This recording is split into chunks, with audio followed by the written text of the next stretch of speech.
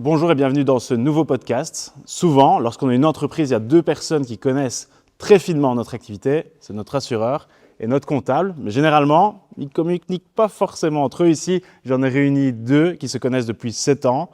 Bonjour Michael, bonjour Benoît. Bonjour Nicolas, tout va bien?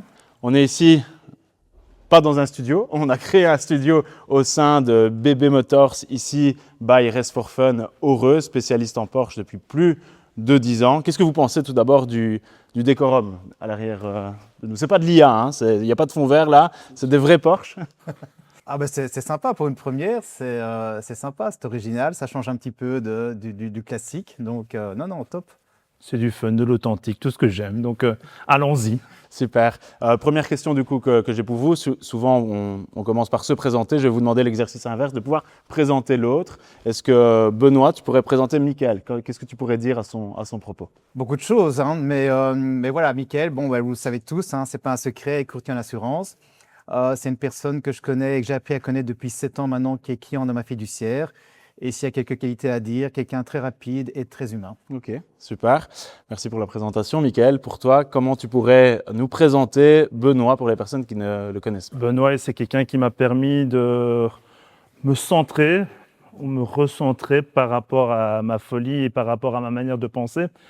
Parce que quand je suis passé de salarié à indépendant, c'est le grand saut avec les grandes inconnues. Donc tout d'abord, ce que j'avais besoin, c'était pas d'un comptable, mais un psy qui puisse m'aider à me structurer, m'organiser, répondre à toutes ces difficultés qui ne sont pas en fait notre business. Mon business, c'est faire de l'assurance, c'est de satisfaire les clients, mais sans avoir un bon comptable, on ne sait pas faire du bon business et être certain que son entreprise va aller au bon endroit. Et Benoît a répondu et répond à ces attentes depuis 7 ans. Super. Justement, Benoît, c'est vrai que le métier de comptable, comment tu pourrais l'expliquer? Parce que c'est vrai que c'est souvent quelqu'un qui a affaire et rapport avec les chiffres, mais c'est quelqu'un, comme disait Michael aussi, qui est là pour aider l'entreprise, l'entrepreneur à pouvoir développer son activité. Comment tu pourrais justement nous expliquer ton métier, comment ça se matérialise au quotidien? C'est vrai que, basiquement, beaucoup de gens pensent encore que le comptable, c'est l'homme des chiffres. Mais il faut aller beaucoup plus loin. Et aujourd'hui, les chiffres, avec l'IA, avec la digitalisation, sont toujours là. Mais il y a plein d'autres choses qui sont importantes pour les clients. Et je dirais, moi, j'ai envie de comparer un expert comptable ou un comptable à un peu comme un chef d'orchestre, tu vois. Le client voit toutes les informations. Bon, aujourd'hui, à PayPal, c'est un peu plus structuré, mais quand même, on reçoit, nous, les comptables, toutes les informations du client. Et ça peut être parfois hors professionnel, sans qu'ils s'en rendent compte. Donc, nous, d'abord, on doit faire le tri. On doit analyser, comprendre le client, comprendre son activité, ensuite mettre en musique un petit peu, c'est-à-dire mettre dans les bons comptes pour avoir un résultat, qui soit en perte ou qui soit en bénéfice. Et ensuite, sur base de ça, et ce qui est important, et je pense le plus important aujourd'hui, c'est de conseiller le client. C'est pas seulement lui dire, OK, Mickaël, tu as une perte, tu as un bénéfice, c'est très bien, et à l'année prochaine. Non, je pense que l'accompagnement est beaucoup plus important qu'avant parce qu'on est dans un monde qui va très, très vite aujourd'hui. Donc, si on ne suit pas le client et si on ne l'accompagne pas et si on n'est pas un petit peu préventif, il y a des clients qui demandent, il y en a d'autres qui font confiance, il y en a d'autres qui s'en foutent un petit peu, mais on doit être quand même là et être préventif en disant, attention, là, il y a un risque, où tout va bien, il y a du bénéfice, peut-être faire un versement anticipé, accompagner le client. Ça, c'est vraiment important aujourd'hui. Michael le disait sans doute en plaisantant, mais je suis sûr qu'il y a beaucoup de vrais qui disaient qu'il y avait besoin aussi d'un psy, en tout cas quelqu'un qui soit là pour l'écouter et pour le guider aussi. Est-ce que justement ce rapport à la personne et l'accompagnement humain à travers aussi l'activité est importante selon toi? Ce qu'il a dit est très, très important, même en rigolant, mais c'est vraiment la vérité. C'est que nous, parfois, on est considérés comme des psys. Il faut savoir qu'on gère l'argent des clients, on gère leurs dépenses. Et je pense que parfois, on connaît même un peu plus que leur propre femme par rapport à leur vie. Et voilà, je sais où il a été au restaurant la veille, je sais ce qu'il a fait, etc. Donc voilà, alors ça reste évidemment secret professionnel, mais il n'en reste pas moins que le client, à un certain moment, a besoin de se confier en disant, écoute Benoît, on a fait ça, je ne suis pas à l'aise, qu'est-ce que je dois faire? Et donc, on va l'accompagner. Donc, il y a un aspect humain très, très important. Et alors, on essaie de conseiller. Évidemment, on ne peut pas se mettre à leur place, c'est eux qui prennent la décision, mais on est là en tant que conseil. Et c'est vrai qu'il faut, à chaque client, à chaque caractère, pouvoir s'adapter. Super, merci pour le partage. Michael, est-ce que tu peux nous expliquer comment s'est passée votre rencontre et qu'est-ce qui a fait que tu as accordé ta confiance à Benoît pour la gestion de ton entreprise, parce qu'on sait combien un comptable est important et pourquoi avoir fait le choix de pouvoir travailler avec Benoît? D'abord, il y a une question de confiance. Il m'avait été envoyé par Didier Delinx, qui est un indépendant chez ING, qui me connaît depuis quasiment, je crois que ça va faire quasiment 20 ans qu'on se connaît. Donc, il y avait déjà cette proximité et cette confiance, mais il y a surtout aussi autre chose, c'est que j'avais besoin de retrouver chez le comptable ce que je fais dans ma propre entreprise. C'est-à-dire que moi, je considère que mon métier d'assureur, c'est pas le métier le plus fun et le plus funky du monde. Je veux que les gens enlèvent cette charge mentale et se dire, j'ai un problème d'assurance, il m'a expliqué qu'il y a plein de mécaniques, plein de trucs qui existent. Une fois que tu m'as expliqué les choses, dans le temps, je compte sur toi pour m'accompagner et faire ça. Et en fait, dans un comptable, moi, c'est ça que j'ai besoin, c'est de me dire, voilà, moi, j'ai besoin que cet aspect-là, je ne dois plus y penser. Tu veux que ça soit de telle façon, il y a telle mécanique, tel système. Comme un petit garçon, je vais prendre la mécanique qu'on m'impose. Et une fois que la mécanique est imposée, que derrière, on me dise, voilà, tu dois faire ça, ça, ça. Pour me dire, cet aspect-là, j'envoie la paperasse, on me dit ce que je dois faire, et ça me permet à moi de me dire, cet aspect-là, il y a un pro derrière qui est là pour régler ça pour moi, et ça, c'est pour moi ultra important. Et est-ce que toi, du coup, dans ta façon, dans ton regard, la façon de voir les choses, est-ce que pour toi, c'est important de comprendre et finalement, quelque part, parler un peu le même langage que ce comptable? En tout cas, même s'il y a ce côté où finalement, on délègue, et c'est son expertise et c'est son travail, et il le fait mieux que nous, mais est-ce que pour toi, en tout cas, oui, voilà, pour toi, est-ce que c'est important de comprendre finalement ce qui se passe et les décisions Mais moi, j'ai toujours été quelqu'un qui avait toujours besoin de comprendre. Et ça, c'est la difficulté. C'est qu'il y avait une triple difficulté. C'est que d'une part, on passe de salarié à indépendant. Il y a le fait d'arriver à avoir une activité qui, dans le temps, doit tourner, arrive à se positionner, à trouver son équilibre. Et avec le Covid qui s'est présenté, ça a engendré un peu plus de complexité.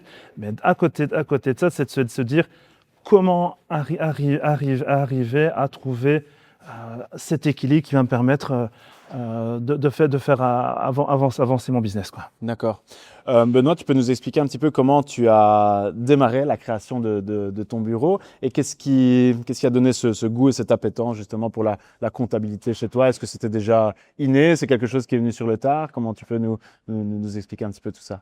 Disons que moi, j'ai fait un petit peu à l'envers, si tu veux. J'ai toujours aimé les chiffres et c'était assez simple. Disons que j'ai un comptable, tout le monde peut avoir un diplôme de comptable comme d'assureur, je pense, mais chez nous, il y a la logique qui est super importante. Et j'ai envie de dire que même si quelqu'un n'a pas de diplôme, mais qui a une logique comptable, il peut pouvoir devenir un très bon comptable. Pas expert, parce que là, c'est une profession protégée, il faut le titre, mais de faire la comptabilité, c'est pas compliqué si tu as une logique.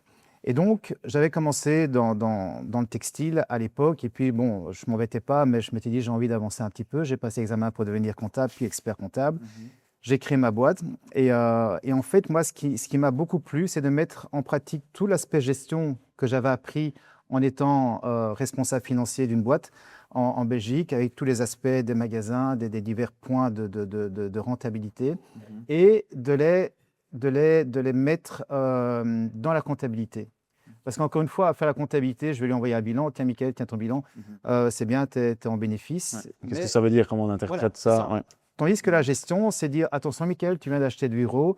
Là, il faut peut-être amortir en 30 ans, 33 ans, 25 ans, etc. Donc, on discute ensemble. On voit un petit peu là, dans l'avenir, même si on ne sait pas prédire, on n'est pas des voyants, ce qui se passera dans 5 ans. Déjà, en fiscalité, en un an, c'est compliqué. Donc, dans 5 ans, c'est mission impossible. Mais d'accompagner avec cette gestion-là. Et donc, j'ai commencé, ça a fonctionné. J'ai vite acquis une clientèle et ça, c'est vrai que c'est un peu le stress des indépendants. Michael a sûrement connu. Et donc, on est presque too much en se disant, je préfère avoir trop peu. Et bon, la clientèle s'est développée. J'ai engagé du personnel et aujourd'hui, voilà, comme je te le disais tout à l'heure, j'ai 7 personnes, j'ai une belle clientèle. Mais j'essaie vraiment de garder la qualité parce que quand on devient trop grand, les délais de réponse sont souvent plus longs. Et ça, c'est un leitmotiv chez moi, c'est pouvoir répondre dans les 48 heures aux clients. Avoir vraiment un temps particulier pour chacun et de ne pas considérer les clients finalement comme des numéros, mais vraiment, et je pense que là, ça appuie aussi ce que tu disais tout à l'heure de l'accompagnement et qui vient de la racine du mot compagnon qui veut dire partager son pain avec quelqu'un. Donc, c'est quelque chose d'assez fort. Est-ce que c'est quelque chose que tu confirmes? Et comment tu peux nous expliquer justement à la fois la relation que vous avez professionnelle, mais aussi ce que Benoît a permis dans le développement de ta propre entreprise? Il m'a permis, pour commencer, d'arriver à me structurer. Et c'était difficile pour toi, la structure à la base? Mais cette structure était difficile parce que c'était quelque chose qui ne me parlait pas. C'était des termes que je ne comprenais pas. Et pour faire le parallèle avec mon métier, c'est d'arriver à comprendre la mécanique qui va derrière. Parce que faire du chiffre d'affaires, c'est bien. Par exemple, pour une simple anecdote, une fois que le Covid est passé, les affaires étaient tellement difficiles, il y avait ce qu'on appelle les pertes reportées. Et donc, moi, je me souviens encore en 2021 dire à mon épouse « Ouais, maintenant, les affaires commencent à fonctionner, mon chiffre d'affaires augmente. » Mais sauf qu'il y avait la question des pertes reportées, il fallait assainir avec le temps. Mais donc, il y avait la réalité des chiffres, la réalité du compte bancaire où on voit des choses qui s'avancent, et puis on voit un bilan où ça ne correspond pas à ça. Et donc, ça crée des confusions, ça crée du stress, ça crée des angoisses. Et donc, tous ces concepts, toutes ces difficultés qui ne sont en soi même pas mon métier. Parce qu'en fait, à côté de ça, moi, je dois toujours vendre mes assurances et suivre mes clients, les sinistres, etc. Le fait de trouver quelqu'un qui arrive à parler le langage que moi j'ai besoin d'entendre, un langage simple et concis, à ce moment-là, comme je dis, c'est cette charge mentale qu'on supprime et à un moment donné, on peut aller sur autre chose, quoi.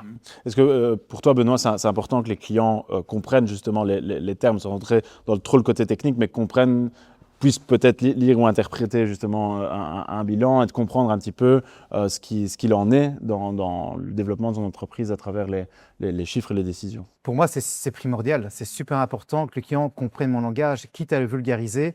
Mais c'est important parce que quand j'explique un petit peu la relation que je veux garder au sein de BHN Partners à mon personnel, je compare toujours à un couple. La relation avec un client, c'est comme un couple. On se dit pratiquement tout. Et en comptabilité, on peut tout se dire. Tu dis les tickets resto. On y reviendra. C'est 67%, je sais. C'est ça, une vraie relation de confiance et communiquer comme dans un couple, comme tu dis. Mais oui, et tout à fait. Et pas avoir peur de se dire, écoute, je vais faire ça ou j'ai fait ça. Bon, c'est mieux préventif qu'après, il faut trouver des solutions, mais ça arrive. On est là pour ça aussi. Mais c'est important, quand je lui présente un bilan ou à tous les clients, pratiquement, j'ai envie qu'ils comprennent ce que je fais. Parce qu'après, ils peuvent poser des questions. Une fois qu'ils ont compris, ah ouais, Benoît, mais alors ça je peux faire, ça je peux pas faire, et on va plus loin, aussi bien pour lui en tant que chef d'entreprise, et aussi bien pour moi en me disant, ok, je suis rassuré, il a compris pourquoi il y a une perte, il a compris pourquoi il y a un bilan, il a compris la notion de compte courant, etc. Et c'est des choses très importantes. Il y a un côté finalement faire équipe quelque part avec le client pour se dire, ok, on a des objectifs et on parle le même langage pour savoir vers où on va.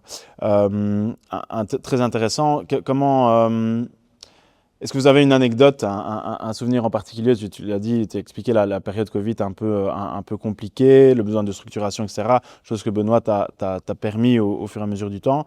Est-ce qu'il y a une anecdote, un souvenir en particulier qui serait assez intéressant à partager ici? J'en ai deux. Le premier, c'est quand j'étais le voir en janvier 2020 et que ça fait 6 mois que la boîte existe. Tu n'avais pas encore de comptable? Si, j'avais Benoît était déjà mon comptable. Et je vais le voir et je lui dis tout fièrement. Moi, j'espère tout fièrement qu'on puisse se dire, voilà, maintenant le chiffre d'affaires commence à rentrer. Et puis il me dit, tu vas pouvoir commencer à te faire ta première fiche de salaire. Donc tout content, on téléphone chez SD Works, on fait la première fiche de salaire. La première fiche de salaire sort au mois de février et au mois de mars, il n'y en aura plus avec le Covid. Donc ça, c'était à la fois la première joie et la première grande déception. Mais après, je dirais, il y a deux choses qui sont passées. Il y a encore une autre déception, c'était le fameux perte reportée que beaucoup d'indépendants ne comprennent pas. C'est parce qu'il y a de l'argent sur ton compte que forcément, par rapport à ton bilan, c'est forcément bon. Mais l'anecdote croustillante, on en avait touché un mot juste avant l'émission, c'est le fait de mon envie de propager la bonne information de mon métier, de mes activités à travers les podcasts, où il me disait finalement tu dépenses plus d'argent en podcast qu'au resto parce que justement pourtant il aime manger, ça je le sais. J'aime bien manger. Il y a aussi le resto. Tout simplement parce qu'il y a ce besoin d'information, ce besoin de créer quelque chose de différent, et c'est comme ça d'ailleurs que j'ai dit à Benoît, je t'embarque et tu viens faire un podcast pour justement montrer les points d'intention et surtout les parallélismes qu'il y a entre le monde de l'assurance et le monde de la comptabilité. Ça ne doit pas être un job facile parce que il y a le côté où dans le discours au client, ça ne doit pas forcément leur faire plaisir, mais dire les choses, un peu les vrais termes et les vraies choses. Je suppose que il y a ce côté. Est-ce que c'est pas un peu quelquefois difficile de se dire, parce que finalement un travail d'un comptable, ce qu'on souhaite, c'est que le client se développe aussi au niveau de son entreprise, mais quelquefois quand il y a des choses peut-être difficiles à dire ou qui ne sont pas forcément simples non plus, est-ce que là ça fait partie aussi du job, je suppose, de comptable, de pouvoir dire les choses telles qu'elles sont, même si ce n'est pas toujours simple ni positif? Non, mais c'est notre responsabilité aussi. Faire l'autruche en ayant peur un peu la réaction du client, parce que ce n'est pas toujours évident. Le client, il va pas comprendre forcément, parce qu'il va faire un parallélisme entre les heures de travail qu'il fait, et Dieu sait s'il y en a, et parfois la mauvaise nouvelle qui ne s'attend pas.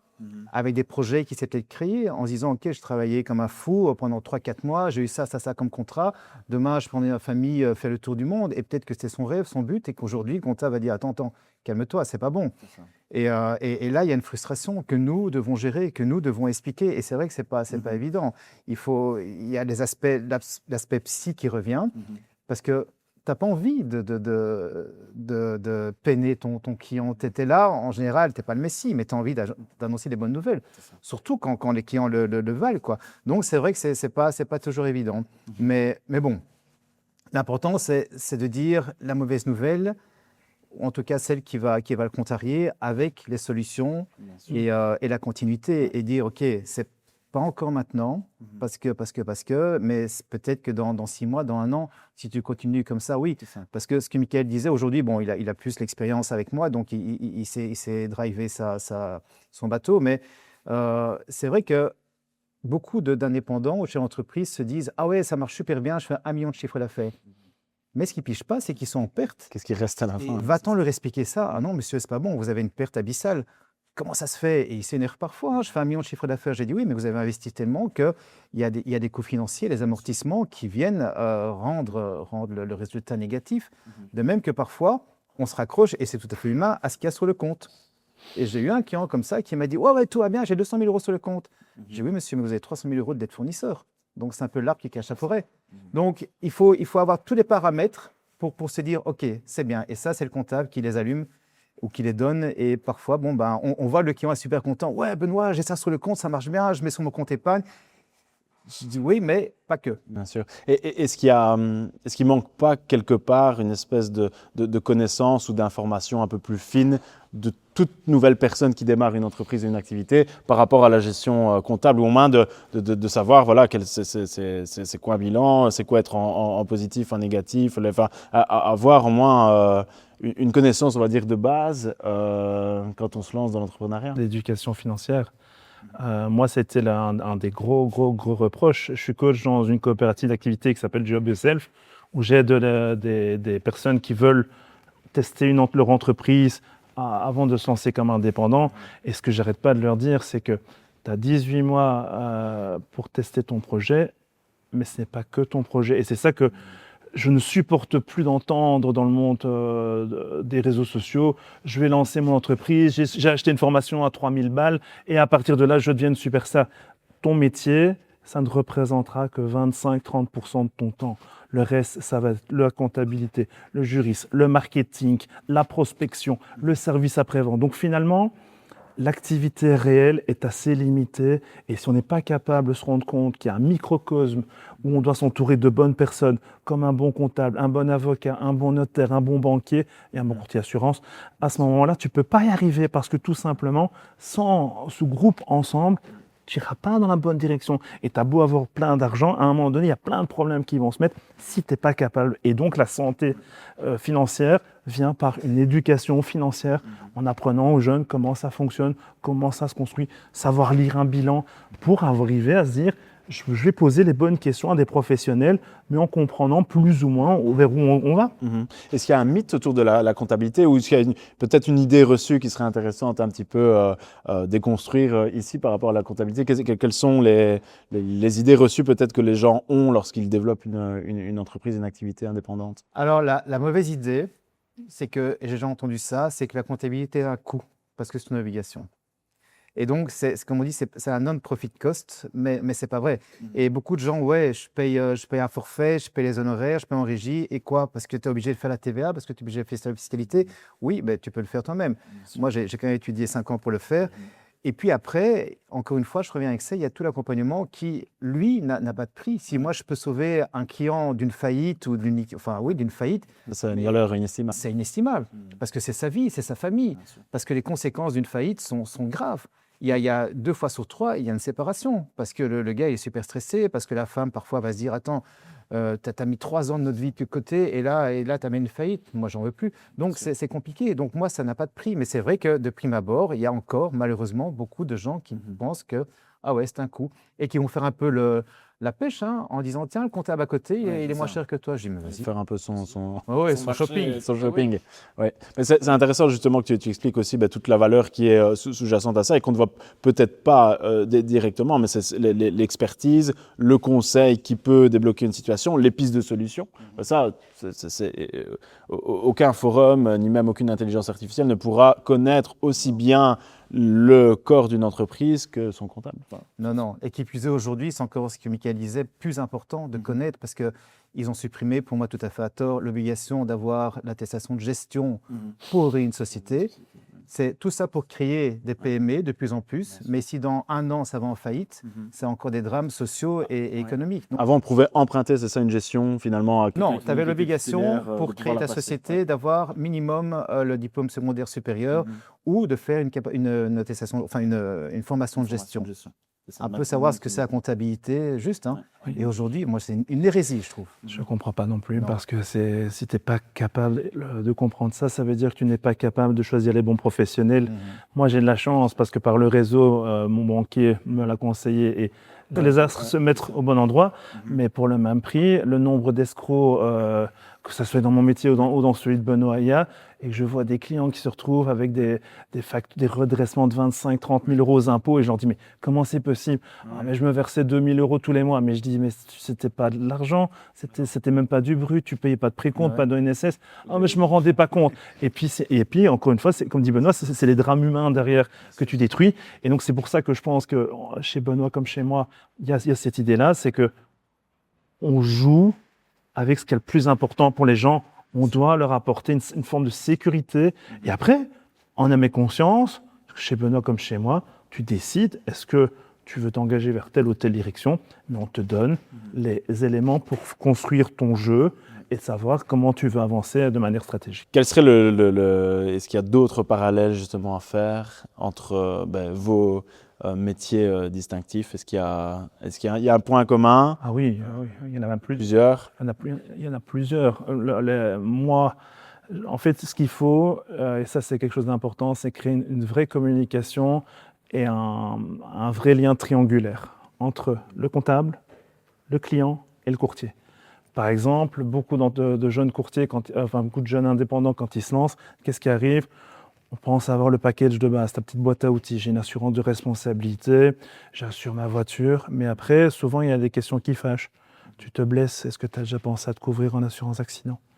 Est-ce que si tu tombes malade, est-ce que tu as prévu d'avoir une couverture maladie? Mieux que ça, tu te dis, je suis tout seul, ma femme ne travaille pas ou mon compagnon ne travaille pas, c'est moi qui gère la charge financière. Est-ce que tu as un revenu garanti? Est-ce que tu as déjà réfléchi en optimisation fiscale justement? Et donc on parle de tout ce qui est pension pour indépendants, engagement individuel de pension. Bref, moi, mon job, ça va être de sensibiliser le client vers toute la panoplie fiscale, mais j'insiste toujours bien au client en disant, voilà, moi je vous présente tout ce qui existe dans cette panoplie, mais le vrai décideur, c'est vous, mais vous devez prendre une décision avec votre comptable par rapport à votre trésorerie, vos liquidités, les projets, parce que parfois il y a des gens qui vont dire « j'aimerais bien me protéger, mais je vais me protéger à minima parce que j'ai tel projet », ou à l'inverse, me dire « j'ai une vision très claire, je sais que je voudrais me construire un patrimoine d'autant de biens immobiliers », leur dire directement « pourquoi pas prendre une assurance décès maintenant pour des projets dans 20 ou dans 30 ans ?» Et ils vont me dire « mais pourquoi je dois faire ça ?» Parce que ça te coûte tout simplement moins cher à 20 ans de couvrir du décès que quand j'en ai 50 ans. Et donc, à ce moment-là, moi, mon objectif, ça va être de lancer des pistes, proposer des solutions, et après, le comptable, derrière, va formalisé et validé. Et à l'inverse, Benoît, il va soulever ces débats-là auprès des clients parce que je pense, encore une fois, c'est une question de communication. Donc il y a une espèce de triangulation finalement qui peut se passer entre le client, le comptable et un courtier en assurance. Est-ce que c'est des choses, des scénarios qui arrivent souvent dans votre... S'ils n'arrivent pas, c'est qu'il y en a un qui n'a pas fait le job. Ah, ouais. C'est que l'un n'a pas fait le job. Un client qui gagne beaucoup d'argent et que je vois qu'il n'y a pas un bien immobilier ou qui n'a pas réfléchi à avoir une PLCI ou un engagement individuel de pension, c'est pas bon. Mais la question, et c'est ça la difficulté, avoir c'est bien, mais de quelle manière? Tu sais, moi aussi, j'aimerais bien, comme tous mes clients, me dire je vais rouler en Porsche, m'acheter un énorme bâtiment, etc. La question, c'est la trésorerie que tu auras avec.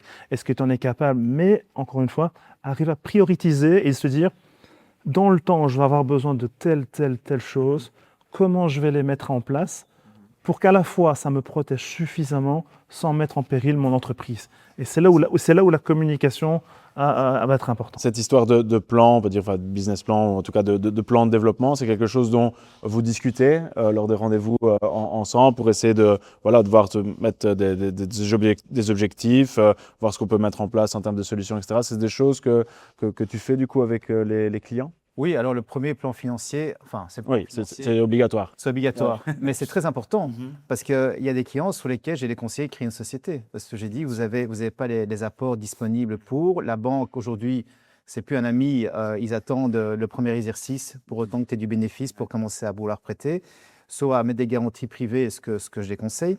Mais donc oui, c'est important le plan financier. Ça engage aujourd'hui avec le CSA la responsabilité du fondateur.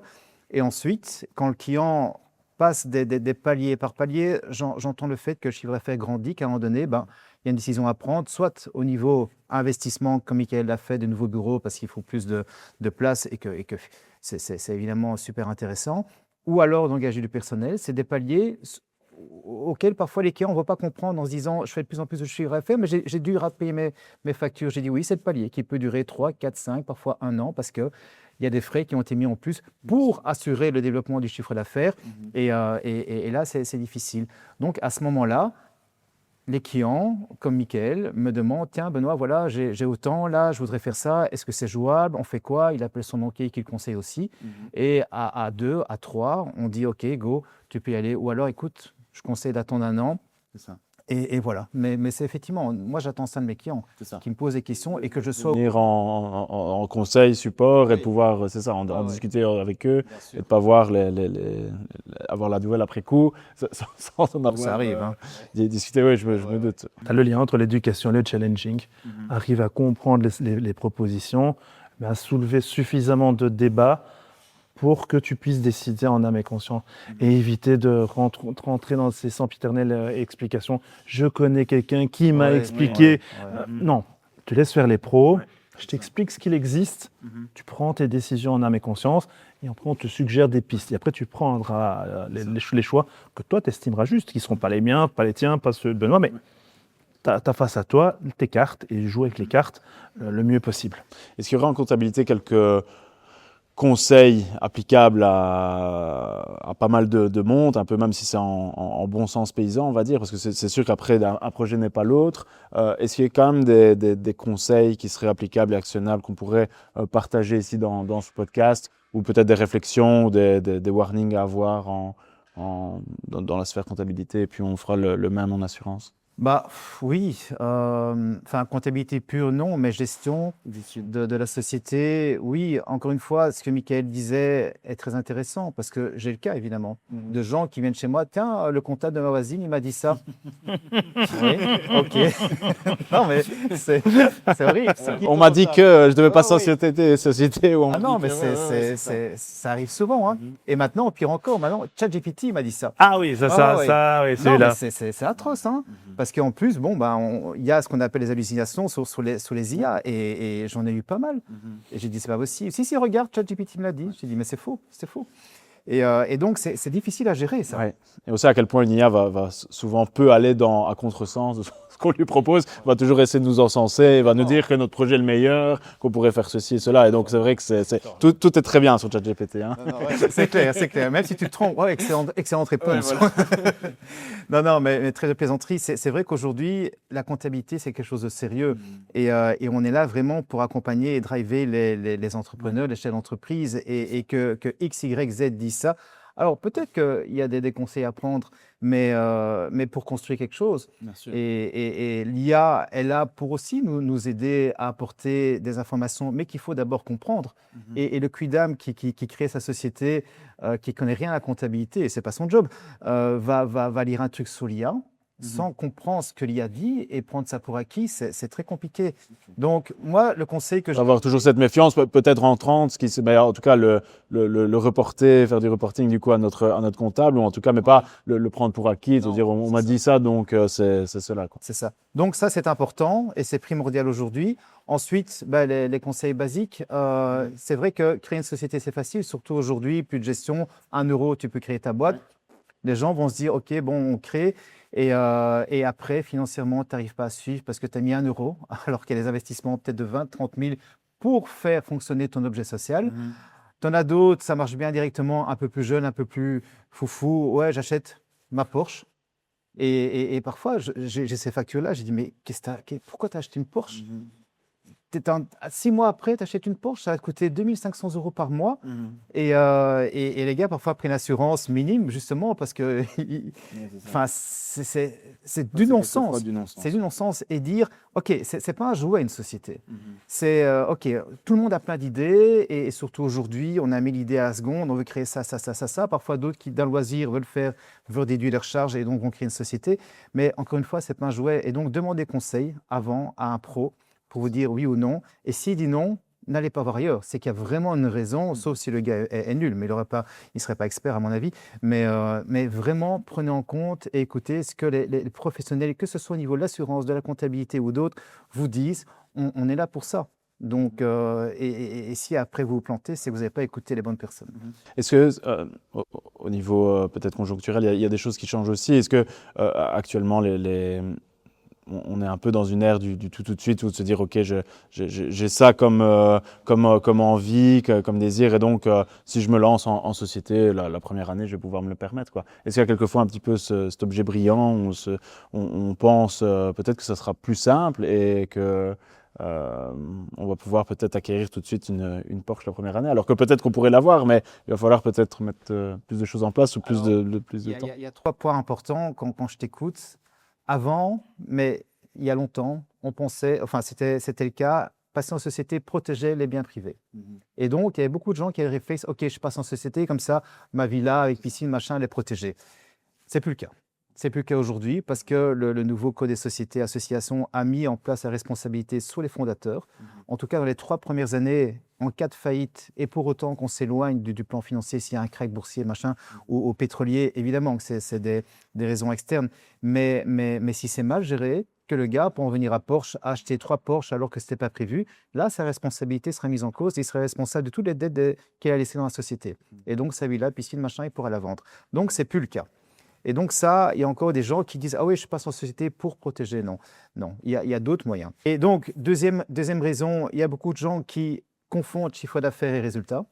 Donc, dès qu'ils voient qu'il y a du chiffre d'affaires et l'argent sur le compte, ils se disent « Super, je vais le dépenser parce que finalement, c'est mon salaire ». Non, ce n'est pas ton salaire. Et ce qui est important, mais encore une fois, il y a beaucoup de jeunes un peu écervelés qui réagissent comme ça, c'est qu'ils pensent que la société, c'est eux.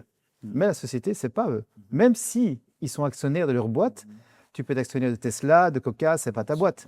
Là, bon, ok, c'est toi qui l'as créé, Michael Faucon, Quatre Trèfles, c'est lui, mais c'est un être juridique à part, avec ses propres règles, avec ses propres responsabilités, et le gérant est responsable de ça. Et s'il se plante, il y aura des problèmes dans la société, et par définition chez lui. Donc, c'est deux êtres différents, et tertio, oui, l'argent. 1 euro, ok, on va créer 20 sociétés, 10 sociétés, que sais-je. Mais voilà, si derrière ça ne suit pas, c'est comme on a tous besoin, une Porsche a besoin de carburant, on a besoin de manger. Si tu ne donnes pas assez de carburant ou à manger à ta société pour qu'elle puisse commencer à vivre toute seule, ça n'ira pas. Ça n'ira pas. Est-ce que pour faire le parallèle dans le monde des assurances, est-ce qu'il y aurait des réflexes ou des conseils à partager, peut-être pour les personnes qui démarrent une entreprise? Ben, les réflexes sont, comme Benoît le dit, devenus plus durs, même en assurance. Avant, le fait d'avoir une entité juridique faisait que si la responsabilité était engagée de ton entreprise et que tu n'avais pas les assurances qu'il fallait, on fermait la société et c'était time. Sauf que maintenant, il y a l'obligation avec la modification du Code civil, où maintenant, l'administrateur est responsable de son entreprise. Des bonnes actions ou des actions qu'il a commises sans en avoir connaissance. Par exemple, même dans une... Alors, ce qui est fou, c'est que même dans des ASBL, il y a beaucoup de gens qui disent « on va faire une ASBL, une petite structure, c'est pas très grave ». Eh ben, l'administrateur peut lui-même être poursuivi pour tout ce qu'il fait comme action. Et donc, on revient, comme Benoît le dit, les actions que tu vas poser vont être d'autant plus graves et donc tu as intérêt à d'autant mieux être entouré, d'autant mieux être assuré.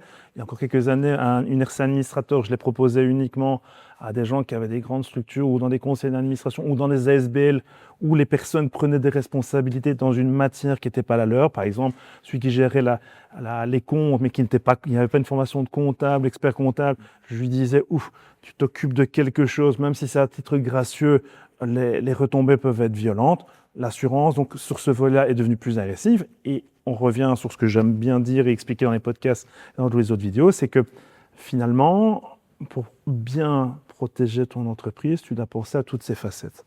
Donc, comme on le dit régulièrement, les gens pensent facilement à assurer sa voiture, on y pense, une habitation, on y pense, assurer le chien, les enfants, on va le faire. Mais par contre, le dirigeant d'entreprise, s'il lui arrive quelque chose, un décès, une invalidité ou autre, ça tu vas oublier. Et donc, pour moi, si tu veux prendre soin complètement de ta vie privée, tu dois penser également la même chose au niveau de ton entreprise. Demain, je suis un capable juridique qui gère mes avoirs. C'est l'avocat désigné par le juge ou je prépare quelque chose. Je suis avec plusieurs administrateurs. Qu'est-ce qui était prévu dans le pacte des administrateurs? Et là, on rejoint la case avocat. Tu vois, c'est pas mon job à moi de se préoccuper de ce genre de truc, mais je vais dire aux deux administrateurs, les gars, si jamais plus tard il y a une bricole en couple, vous n'êtes plus d'accord sur l'objet social, sur ce qu'il faudrait faire derrière, est-ce que vous avez prévu un moyen de sortir? Ou s'il y en a un des deux qui décède, comment on paye les parts de l'autre? Et donc, tu vois, c'est vraiment cette réflexion. Des questions à se poser, même si ce n'est pas dans notre radar actuellement, Non. en tout cas, pour pouvoir anticiper et de se projeter au cas où. C'est jouer, encore une fois, sur des choses à très court terme et en même temps à moyen terme et à long terme pour que tu te dises, finalement, à quoi je dois penser maintenant pour pouvoir faire plus tard. Et c'est ce qu'on fait en compta. Tu n'as pas une comptabilité qui est bien organisée, bien administrée. Tu ne sais pas te justifier, tu ne sais pas avoir un bilan qui va ressembler à quelque chose. Et dans le temps, ça risque de détruire. Et donc, finalement, les deux choses font ça. Et à un moment donné, ça pourrait partir de travers. Mettre un niveau de conscience, en tout cas important là-dessus, de se dire, voilà, la partie administrative dont fait partie la comptabilité est une des sphères importantes de mon entreprise. C'est pas juste je fais des vidéos, donc j'enregistre, je monte, etc. Mais il y a tout ce volet-là qui est finalement autant important. C'est vital. Parce que si c'est mal géré, on a beau être très bon en vidéo, si toute cette partie administrative est mal gérée ou sous-estimée, ça risque de capoter à un moment ou à un autre. Avec un mauvais administratif, dans les 6 à 8 mois, tu plantes ta boîte. Ta boîte, le meilleur metteur en scène, le meilleur assureur, le meilleur expert comptable, si tu laisses ton administratif en plan, si tu ne le gères pas, en 8 mois, ta boîte, elle est par terre. Tout le fait d'avoir la discipline, on fait sur la discipline. Ouais. On a fait ce serait intéressant qu'on plonge un peu plus dans le sujet. On a parlé brièvement d'IA tout à l'heure. On voit que le monde est en train de changer. On parle d'intelligence artificielle, etc. Est-ce que c'est un outil qui est utilisé aussi dans ton domaine, Benoît, en aide comptable, fiscale ou autre, et ensuite dans les assurances? Est-ce que c'est quelque chose que vous employez ou pas, ou peu, ou pour certaines choses peut-être en particulier? Est-ce que l'IA est un support pour les comptables actuellement? Oui, clairement. Et je pense que l'IA, j'avais vu un documentaire là-dessus ou une émission qui déterminait dans quel domaine l'IA était le plus efficace et à quel pourcentage déjà elle y était. C'est le chiffre, évidemment. Et elle y est qu'à 20 ou 23%, et elle peut aller jusqu'à 80-90%. Donc l'IA, pour moi, me fait pas peur, au contraire, parce que c'est vrai qu'on parle toujours l'IA va remplacer les métiers. Oui, Je pense qu'il y aura un problème à un moment donné par rapport à ça, mais moi, j'ai dit à mon personnel, j'ai missionné une société qui travaille pour moi pour mettre l'IA dans la société, dans la fiduciaire. Le personnel a eu un peu peur. Je dis non, c'est pas pour remplacer quelqu'un, mais c'est pour organiser mieux les tâches. bien sûr. Parce que j'ai un time sheet avec les prestations de chacun et je vois parfois qu'il y en a qui sont plus lents sur certaines tâches ou avec certains clients et c'est pas normal. Donc, pour optimiser certaines tâches, pour avoir surtout l'information. C'est ça. Parce qu'on avait des bibliothèques en ligne, d'abord sur papier, les grosses encyclopédies, après en ligne, mais ça prenait tellement de temps. Et aujourd'hui, c'est vrai qu'on doit répondre très rapidement au client. Le client est impatient. Le client pose une question, il veut la réponse pratiquement pour le jour même. Mais si moi, je vais me prononcer sur une construction juridique ou fiscale assez importante, je vais pas, si je réponds dans les 5 minutes, il y a une chance sur deux, peut-être deux chances sur trois qu'elle soit fausse. Et là, il va me dire, attends Benoît, c'est les conneries que tu m'as racontées, on m'a dit que, et je vais dire, oui, tu avais raison, mais bon, tu m'as dit que non. Alors, je préfère lui dire, on va attendre une semaine, c'est une question délicate sur laquelle il faut travailler. L'IA nous aide par rapport à ça. Mais encore une fois, pour revenir à ce que je disais tout à l'heure, l'IA, il faut connaître ce qu'on demande. Si on pose une question, un fiscaliste va poser une question, ce sera la réponse fiscale, mais il pourra dire « Ah non, je ne suis pas d'accord » et peut-être peaufiner ce qu'on appelle le prompt et aller de plus en plus précis pour avoir la bonne réponse. Et là, dire « Ok, c'est bon. » Et tu auras peut-être gagné 4 jours de travail. C'est ça. Ça, Tu dois c'est avoir bien. la connaissance Oui, en amont en amont, et pouvoir ouais. justement être Ouais. encore maître de la décision et Bien pas prendre sûr, ça pour acquis. Pour Mais acquis. c'est intéressant et bon, c'est vrai que ça se développe depuis quelques années. Bon, personnellement, je connais pas encore beaucoup de boîtes qui ont licencié tout leur personnel parce que Non. avec l'IA, c'est vrai qu'on parle plutôt, les métiers intellectuels et les cols blancs seront plutôt mis à mal pour les prochaines années. Mais je pense que c'est plutôt le fait de pouvoir bien s'en servir et c'est intéressant l'apport que tu donnes ici de pouvoir l'utiliser en ressources et pas comme outil de remplacement Non, non, bien du sûr. personnel, ce qui pourrait permettre aussi d'une certaine partie, d'une certaine façon, de pouvoir mettre du temps sur d'autres types de tâches, Oui. Ou sur de d'accompagnement nouveaux clients. des nouveaux Voilà. clients ou autres. Donc ça, Mhm. c'est intéressant. Absolument. Pour toi, Michael, au niveau du monde des assurances, comment l'IA est entrée dans le Il y a jeu? deux choses. Il y a deux choses. Il y a deux choses que ça apporte. Il y a des tâches où la valeur ajoutée est proche de zéro. Par exemple, un constat d'accident qui est scanné par l'IA et en 3 secondes, le système te fait l'encodage qui m'aurait pris avant 10-15 minutes. J'ai Donc, aucun gain de temps. gain de temps, Ouais. d'énergie. Et par rapport à ça, au lieu de passer du temps à faire un encodage qui finalement est une copie que le document papier et communiqué est importante, mais ça me permet justement d'autant plus dans les dossiers plus compliqués de prendre du temps que j'aurais quand même pris, mais qui dans ma journée va réduire cette tâche chronophage pour faire une description, une analyse qui va avec. Ça, c'est un premier exemple en termes de gain de temps. Deuxième gain de temps, c'est les rappels paiement. Par exemple, j'ai une intelligence artificielle qui s'appelle Adelcia qui gère ça pour moi. On télécharge les fichiers, il envoie les mails automatiquement au client. Ce qui me prenait entre une demi-journée et une journée par mois, c'est fait en 10 minutes. Donc là, il n'y a pas photo. À côté de ça, il y a un volet recherche. Les clients sont de plus en plus exigeants dans des domaines qui sont parfois, pas que je ne connais pas, mais que je connais un peu moins bien. Tout ce qui est le domaine de l'aviation, par exemple. Tout ce qui va être de responsabilité internationale, qui ne sont pas mes dadas. Et ben, à ce moment-là, par des prompts, comme disait Benoît, qui sont bien canalisés, et ben, par rapport à ces informations-là, j'arrive à avoir des pistes pour pouvoir envoyer le client chez un tel avocat, tel confrère qui pourra arriver à donner la solution. Et ça permet aussi autre chose, c'est faire des comparaisons. Par exemple, des comparaisons en conditions générales. Parfois, Tu donnes les informations, la data et tu demandes... je dis voilà, je m'inquiète sur un bien, par exemple, qui serait soumis aux inondations. Je présente 5 compagnies généralistes. Donne-moi les critères d'exclusion sur base du critère catastrophe naturelle. Et ben, à ce moment-là, j'ai un gain de temps par rapport à ces conditions. Mais je ne prends pas, évidemment, comme information précise et certaine, mais en tout cas, ça permet dans la réflexion, pour recroiser les informations, pour arriver à quelque chose d'assez intéressant.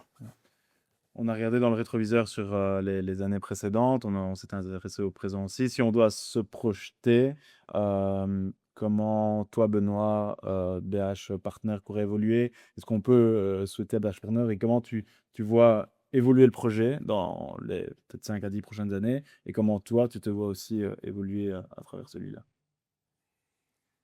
Dans les 5 prochaines années, je pense effectivement que l'IA aura pris une place intelligente dans les fiduciaires. En tout cas, moi, c'est ce que je veux. Et donc, le but, dans 5 ans, c'est de continuer à faire croître ma clientèle, de mettre en place des systèmes de benchmarking. Ça, je suis en train de travailler là-dessus. Je suis partenaire avec dans la grande distribution, avec des groupes qui ont plusieurs entités. Et donc, j'ai peut-être 20 clients, pour dire un chiffre comme ça, dans tel domaine de distribution. Eh bien, j'ai envie de faire du benchmarking. Alors, je ne suis pas neuneux en Excel, hein, heureusement, mais ça prend du temps. Et donc, créer des formules, etc., faire une analyse, qui parfois, il y a quelque chose qui change, il faut tout regarder pour voir si le reste a changé aussi. Analyse des coûts, par exemple, Des coûts ou bien, non, encore plus haut, tu vois, oui. Mais par exemple, mettons qu'il y a 20 supermarchés. Et qu'il y en a qui ont 100 mètres carrés, d'autres 200 mètres carrés, d'autres 800 mètres carrés. Donc, faire un benchmarking au niveau du chiffre à faire au mètre carré, en disant, ben voilà, et ça, j'ai commencé à le faire, en disant que les plus petits supermarchés ont un plus grand chiffre d'affaires au mètre carré, parce que les présentoirs sont plus concentrés, sont plus optimisés que les grands où il y a plus d'espace. OK, ça c'est connu, mais aussi au niveau des marches. Aller plus loin. J'aime bien travailler sur les marches parce que les gens ne se rendent pas compte de l'importance de la marche et de dire, ben voilà, ici, il y en a 20 qui ont réussi une marge de 36% en boucherie. Vous, ici, vous êtes à 18%. Comment ça se fait? Ah ben oui, j'ai un boucher qui est ouvert en face. Ah, j'ai un Lidl qui est ouvert à côté. Et ça, c'est vraiment donner l'information au client, aller beaucoup plus loin. Mais seul, ça prend un temps de dingue. Et plus on a de clientèle, plus ça devient compliqué. Et parfois, le personnel, bon, OK, il est volontaire, il est bien, mais il n'a pas cette précision et cette perfection où on veut aller. C'est ce besoin et cette envie de perfection, c'est normal. Et donc, l'IA, elle, bien drivée, elle l'a. Et donc, c'est là-dessus que j'ai envie de développer dans les 2 prochaines années. Et j'ai missionné une société pour le faire, justement. On est en train de tester pour donner à mes clients, sans augmenter les honoraires, puisque bon, il n'y a pas de raison, mais une information beaucoup précise. C'est quelle chance de pouvoir avoir comme ça une personne tierce qui peut nous donner des informations qui sont précieuses et qui ne sont peut-être pas connues, on va dire, des entreprises, mais qui peuvent avoir beaucoup de valeur pour leur propre Bien sûr, développement, quoi. bien sûr. Pour 4 trèfles, on sait qu'il y a eu du changement ici. Ouais, les bureaux. Tu vas nous en parler un petit peu, un nouveau bureau. D'un nouveau bureau. On est passé de la cave au... On passe à la cave donc là, c'est positif, ça. Hein. La lumière. Un vrai rez-de-chaussée. Les 3 choses, c'est ces fameux bureaux qui changent évidemment. La manière de travailler qui est la première forme de réussite visible indépendamment des réseaux sociaux. Et c'est quelque chose de palpable. Et ça change l'expérience parce que ça permet de recevoir les gens de manière un peu plus confortable. Avec une borne arcade, si vraiment il y a beaucoup trop de retard. Ouais, il y a toujours la touch de 4 heures avec la déco et la folie, ça changera jamais. D'ailleurs, c'était la crainte de plusieurs de mes clients de me dire, est-ce qu'on va toujours être dans un endroit aussi fou qu'avant? Et je dis oui, ça ne changera pas. Je suis fou dans le concept, mais rigoureux dans la méthode de travail. Donc ça, c'est la première chose. Deuxième chose, je suis à la recherche active d'un collaborateur ou une collaboratrice pour venir m'épauler, surtout d'abord au niveau administration, qui n'est pas forcément le job le plus sympa. Donc, je cherche quelqu'un qui a envie et qui a faim et qui est prêt à apprendre. Je cherche pas forcément quelqu'un bardé de diplôme, je veux juste quelqu'un qui a envie et qui souhaite s'engager là-dedans. Pour permettre la chose suivante supplémentaire, c'est de permettre que mon temps se focalise plus sur l'expertise. Parce que malheureusement, comme on a expliqué au début du podcast, entre la gestion comptable, le market, le service après-vente, la gestion sinistre, je suis sur des fronts qui en soi rendent mes possibilités plus courtes et donc mes rendez-vous malheureusement maintenant se mettent à 1 semaine et demie, 15 jours, parce que tout simplement je ne veux pas réduire la qualité de service et je veux toujours que mes clients puisse avoir les bonnes informations et de manière qualitative. Mais donc à ce moment-là, il faut passer le step et engager pour pouvoir arriver à ça. Donc voilà. Et toujours continuer à faire des vidéos dans des endroits marrants. Génial. Pour terminer peut-être ce podcast, j'ai une dernière question pour vous. Qu'est-ce qui fait que actuellement votre entreprise est debout, qu'elle se fructifie et qu'elle grandit encore chaque jour? Si on doit un petit peu faire le point, chacun sur voilà, qu'est-ce qui a permis de faire en sorte que vous êtes des personnes expertes toutes les deux, connues et reconnues, avec des chouettes retours de vos clients? Comment on peut, quel mot on peut mettre là-dessus pour tenter d'expliquer qu'est-ce qui fait la réussite de votre entreprise à tous les deux aujourd'hui? C'est un peu l'envers du décor, ce que les autres ne voient pas. Et je pense que c'est un mélange de perfectionnisme. Et ça, Mickaël est comme moi, on est perfectionniste, on veut que tout soit bien fait, on veut que les retours des clients soient positifs. Quand j'ai un retour négatif, et je ne vais pas te mentir, ça m'est déjà arrivé, ça me frustre, je le vis mal. Et donc, je fais en sorte que ça ne se reproduise plus. Et pour moi, c'est quelque chose qui va améliorer le processus de travail par rapport à ce qui est là ou par rapport à les autres, si on peut le déployer.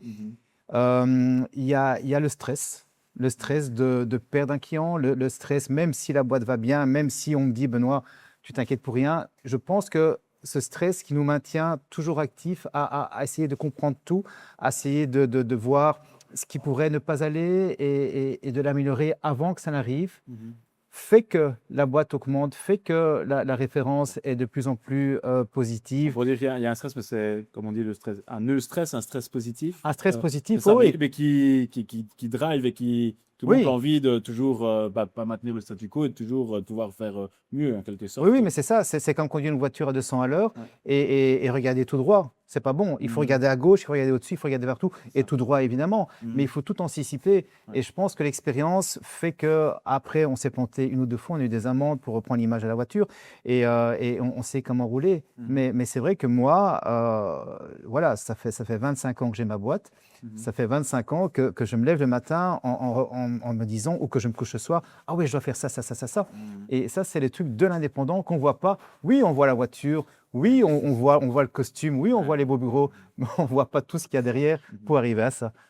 Super, merci pour le partage pour toi. Mickaël, quel terme tu pourrais mettre sur l'entreprise Trèfle et les 7 années d'existence et le développement? Alors la chose la plus importante, ça va peut-être paraître naïf et bizarre, mais c'est un avis Google que j'ai reçu il y a quelques semaines où il y a un client qui me disait « Grâce à vous, l'assurance me fait plus peur ».